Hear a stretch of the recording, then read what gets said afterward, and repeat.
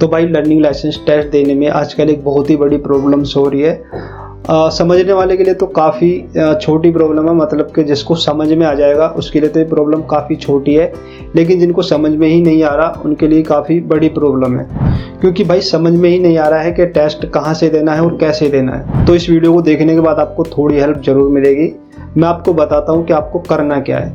देखो सबसे पहले तो आपको अपने सिस्टम को चेक करना है। देखो सबसे पहले तो आपको अपने सिस्टम को चेक करना है कि आपका सिस्टम 32 बिट में है या फिर 64 बिट में है। तो ये आप कैसे चेक करेंगे, इसके लिए आपको नीचे एक सर्च का आइकन मिलेगा, यहाँ पर आप सर्च करेंगे सिस्टम इन्फॉर्मेशन। तो सिस्टम इन्फॉर्मेशन सर्च करने के बाद आपके सामने जो आपकी सिस्टम की इन्फॉर्मेशन होगी वो पूरी की पूरी शो हो जाएगी।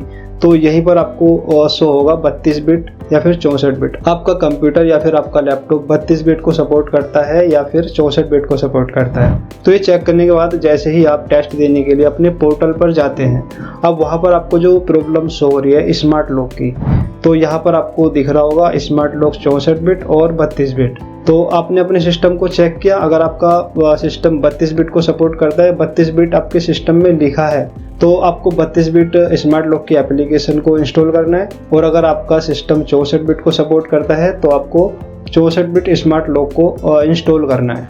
अब ये एप्लीकेशन आप इंस्टॉल तो कर लोगे और बहुत से लोगों ने इंस्टॉल कर भी रखी होगी, लेकिन इसके बाद भी समझ में नहीं आ रहा है कि करना क्या है। भाई इन एप्लीकेशन को इंस्टॉल करने के बाद आपको पोर्टल से टेस्ट नहीं देना है, पोर्टल पे आपको वेट नहीं करना है, क्योंकि भाई पोर्टल पे तो टेस्ट देने का ऑप्शन है ही नहीं, वहाँ से हटा दिया है। सिर्फ यहाँ से आप एप्लीकेशन को इंस्टॉल कर सकते हो, टेस्ट नहीं दे सकते। तो एप्लीकेशन को इंस्टॉल करने के बाद आपको टेस्ट एप्लीकेशन से देना है। अब एप्लीकेशन में ऐसा नहीं है कि डायरेक्ट एंटर करेंगे और टेस्ट देने का ऑप्शन आ जाएगा और इजीली टेस्ट दे पाएंगे, ऐसा नहीं है। भाई सबसे पहले तो आपको अपने सिस्टम की इन्फॉर्मेशन को चेक ही करना है। अगर आपने गलत एप्लीकेशन को इंस्टॉल कर लिया, मतलब कि अगर आपका सिस्टम 64 बिट को सपोर्ट करता है और आपने 32 का कर लिया, तो भी ये एप्लीकेशन वर्क नहीं करेगी। और अगर आपका सिस्टम 64 बिट में है और आपने 32 बिट को इंस्टॉल कर लिया, तो भी ये एप्लीकेशन वर्क नहीं करेगी। तो सबसे पहले तो आपको इस बात का बहुत अच्छे तरह से ध्यान रखना है कि आपका सिस्टम जो भी सपोर्ट करता है